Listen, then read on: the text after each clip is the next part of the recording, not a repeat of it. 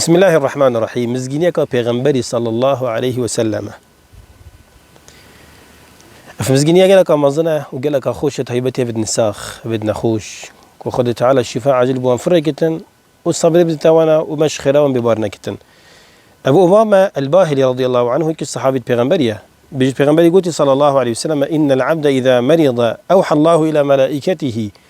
اگر عبدك عبد خذ تعالى نساغ بخذ تعالى دي وحي ابو ملائكه تخين تخارج بيشتوانا انا قيدت عبدي بقيد من قيودي من عبد خوي قيد كري يجري داي اكش جريدان خذي رب العالمين جل وعلا. يعني رب العالمين مثلا نساخ كري يحبس كري نوعك هو صي قيداي دينا بريم مروفي هني فإن أقبضه أغفر له.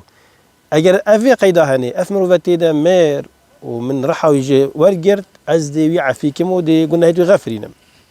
وإن أعافيه اگر أس عافيتي وسلامتي بمجارك اللي رابط السر بيدخوها قلت فحينئذ يقعد لا ذنب له.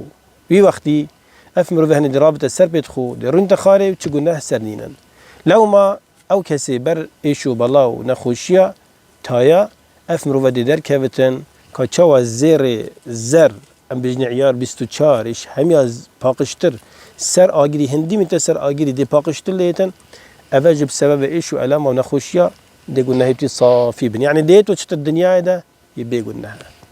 في حديثاني صحيح الجامع والشيخ الباني قلت يا صحيحه. والسلام عليكم.